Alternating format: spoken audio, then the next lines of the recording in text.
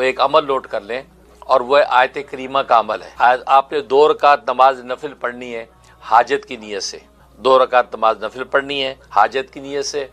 آپ نے جو ہے وہ فاتحہ کے بعد 10 مرتبہ سورۃ کافرون پڑھنی ہے، 10 مرتبہ سورۃ کافرون پڑھنی ہے، اور کافرون پڑھنے کے بعد 15 مرتبہ آپ نے آیت کریمہ پڑھنی، لا الہ الا انت سبحانک انی کنت من الظالمین، 15 مرتبہ ہی آیت کریمہ قیام کے اندر۔ پھر رکوع میں چلے جانا ہے، رکوع کی تسبیحات پڑھنے کے بعد آپ نے 10 مرتبہ جو ہے یہی آیت کریمہ پھر دہرانی ہے رکوع میں۔ پھر سمیع اللہ لمن حمیدہ کر کے آپ نے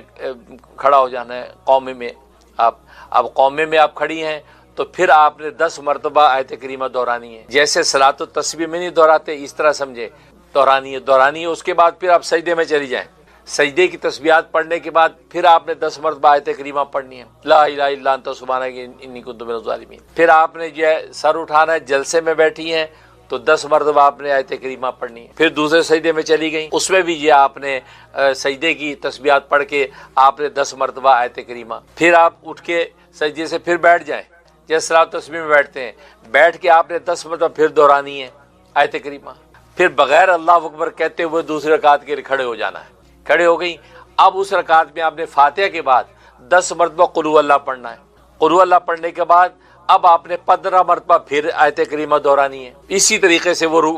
جیسے پہلی رکعت میں کیا، ایسی دوسری رکعت میں رکوع میں 10 مرتبہ، پھر قومے میں 10 مرتبہ، پھر سجدے میں 10 مرتبہ، پھر جلسے میں 10 مرتبہ، پھر دوسرے سجدے میں 10 مرتبہ، پھر آپ اٹھے پھر 10 مرتبہ۔ اس کے بعد آپ نے اتحیات پڑھنا شروع کر دینا ہے، اور آخر تک یہ مکمل کر کے آپ نے سلام پھیر دینا ہے۔ سلام پھیرنے کے بعد آپ نے 10 مرتبہ آپ نے جو ہے وہ تیسرا کلمہ پڑھنا ہے، سبحان اللہ والحمد للہ ولا الہ الا اللہ واللہ اکبر، یہ 10 مرتبہ پڑھنا ہے۔ اس کے بعد پھر آپ نے 10 مرتبہ یہ دعا پڑھنی ہے، ربنا آتنا فی الدنیا حسنہ وفی الآخرۃ حسنہ وقنا عذاب النار، 10 مرتبہ پڑھنا ہے۔ پڑھنے کے بعد اب آپ اللہ کے آگے آپ ہاتھ اٹھا دینا ہے، اور اپنے مقصد اور مدعا پر دعا کرنی ہے، پوری توجہ سے گڑ گڑا کے دعا کرنی ہے،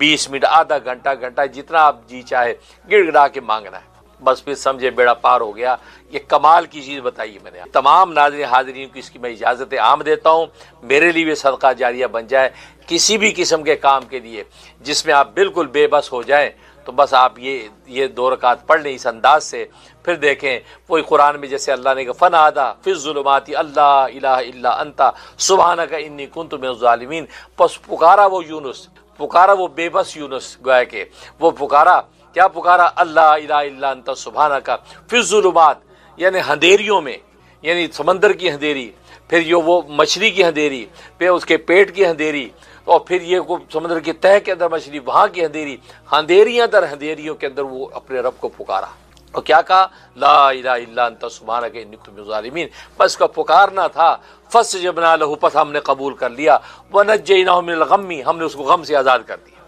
غم سے نجات دے دی۔ وکذالک ننجی المؤمنین، ہم ایمان والوں کو ایسے نجات دیا کرتے ہیں، کو مانگے تو صحیح، کو مانگنے کے لیے آگے بڑھے تو صحیح، ہم نجات دینے کو بیٹھے ہیں لیکن مانگنے والے نہیں، ہم تو نجات دینے کے لیے بیٹھے، وَكَذَلِكَ نُنْجِي الْمُؤْمِنِينَ، ہم تو یونس کو تو اس مچھلی کی، سمندر کی اور تہہ کی، پیٹ کی اندھیریوں در اندھیریوں میں ہم نے نجات دی، لیکن یہ مومن تو زمین کی پیٹھ کے اوپر بیٹھ کر کھلے میدان میں بھی پکارے گا، ہم وہی والی پکار جو وہاں قبول کی تھی اس کو کھلے میدانوں میں اس کی قبول کر لیں۔ اس کو مچھلی کے پیٹ میں جانے کی ضرورت نہیں، اس کو اندھیرے میں جانے کی ضرورت نہیں، اس کو پکارنے کی ضرورت ہے، پکارے تو صحیح، پکارنے والے نہیں ہیں، ہم تو دینے کے لیے بیٹھے ہیں۔ وَكَذَلِكَ نُنْجِي الْمُؤْمِنِينَ، اس لیے بس یہ آپ کر لیں، اور میں دل سے اجازت دیتا ہوں، انشاءاللہ کمال کی چیز ہے، پھر مجھے نہیں لگتا کہ کوئی شکایت کرے گا کہ میرا کام ہوا نہیں، مجھے خدا ملا نہیں، یا میرا یہ مدعا پورا نہیں ہوا، یا فلاں میری مشکل آسان نہیں ہوئی، مجھے نہیں لگتا وہ یہ شکایت کرے گا۔ انشاءاللہ اللہ کی رحمت میں وہ غوطے لگائے گا اور شادہ فرح ہوگی، یہی کہے گا الحمدللہ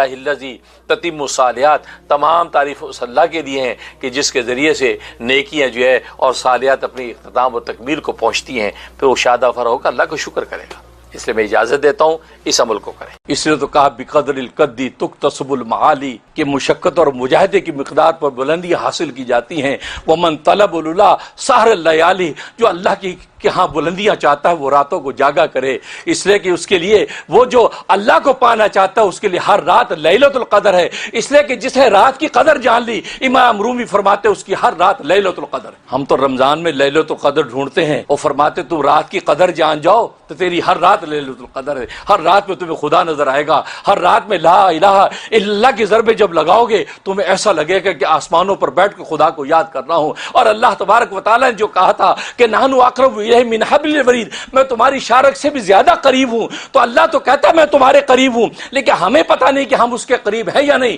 لیکن جب راتوں کو اٹھ کر اس خدا کے لیے جب نعرے لگاؤ گے تو تم بھی محسوس کرو گے کہ میں بھی اللہ کے قریب ہوں۔ اس لیے کہ ساری اندھیری رات کے اندر مخلوق در نظر نہیں آتی، اونچے پہاڑ نظر نہیں آتے، پیرس کی روشنی نظر نہیں آتی، نیو یارک کی اونچی عمارتیں نظر نہیں آتی، دنیا کی مادی سامان نظر نہیں آتے، اس اندھیری رات کے اندر اس کو ایک خدا نظر آتا ہے۔ جب پھر وہ دیکھتا ہے کہ ہاں واقعی میں بھی اپنے خدا کے قریب ہوں، اس لیے کہ اندھیری رات میں مجھے بھی خدا گویا کہ نظر آتا ہے، لا الہ الا اللہ کی ضربیں لگاتا ہوں تو محسوس کرتا ہوں کہ آسمان کے فرشتے اتر کے مجھ سے مسافر کر رہے ہیں۔ اس لیے فرمایا کہ رات کی قدر جس نے پہچان لی اس کو ہر رات لیلۃ القدر بن گئی۔ تبھی تو حدیث میں آتا ہے یہ جو 10 راتیں ہیں، ذی الحجہ کی 10 راتیں، ہر رات لیلۃ القدر ہے۔ جس نے اس رات کے اندر عبادت کر لی اس کی ایک رات کی عبادت لیلۃ القدر کے برابر لکھی جاتی ہے۔ تو 10 راتوں میں آپ نے عبادت کر لی، آپ کے نامہ مال میں 10 لیلۃ القدر لکھ دی گئی۔ رمضان میں لیلۃ القدر پتہ نہیں ہمیں ملے کہ نہیں ملے، ہم پہنچے کہ نہیں پہنچے، لیکن اس رات کے بارے میں نبی نے زمانے دے دی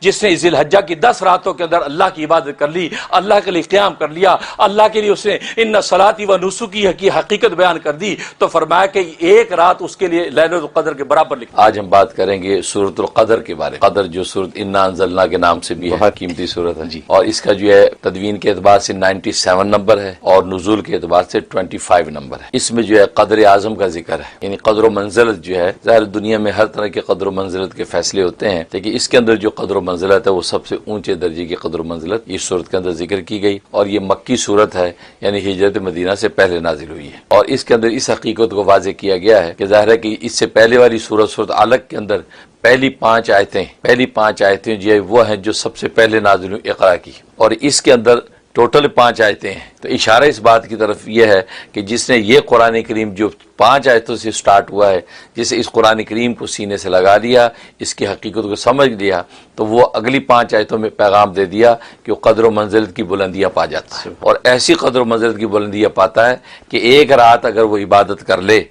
تو اللہ تبارک و تعالیٰ کے ہاں وہ 84 سال کی عبادت سے افضل ہو جاتی ہے۔ اس لیے کہا لیلۃ القدر خیر من الف شہر، گویا کہ ہزاروں مہینوں کی جو ہے عبادت سے افضل۔ تو اتنی بڑی جو ہے فضیلت جو ہے اس کے اندر بتا دی، لیکن اس کو قرآن کریم کی اس حقانیت کا جوڑ دیا کہ جس قرآن کی ابتدا اقرا سے ہوئی ہے، اور اس صورت کی انتہا جو ہے وقت قریب پہ ہوتی ہے کہ قرآن کریم کے علوم و معارف کو جب لے کے چلتا ہے تو اس نور و روشنی میں جب آگے بڑھتا ہے تو اللہ تبارک و تعالیٰ کے قرب کے اندر جا کے سجدہ ریز ہو جاتا ہے، اور یہی اس کی بلندی اور مرتبہ ہے کہ جس کو آگے ذکر کر دیا کہ یہ سجدے میں جھکا ہے، ادھر اللہ نے اس کو بلند کر دیا کہ قدر و منزلت کی بلندیاں چھو جاتا ہے۔ یہ اس صورت کے اندر حقیقت بتائی ہے، اور ظاہر ہے کہ یہ وہ صورت ہے جس میں یہ پیغام دے دیا گیا کہ انا انزلناہ فی لیلۃ القدر، کہ بے شک ہم نے اس قرآن کریم کو لیلۃ القدر میں نازل کیا، اور لیلۃ القدر ظاہر ہے کہ رمضان المبارک میں ہے، اور جس کا مشہور قول یہ کہ 27 کی رات ہے، تو گویا کہ قرآن کریم لیلۃ القدر میں اترا اور لیلۃ القدر رمضان میں ہے، تو معلوم ہے کہ قرآن کریم رمضان میں نازل ہوا، اور رمضان میں اس کے نزول کا مطلب یہ ہے کہ اصل میں لوح محفوظ پہ جو لکھا ہوا ہے وہاں سے اللہ تبارک و تعالیٰ نے پورا کا پورا قرآن کریم آسمان دنیا پر اتارا ہے۔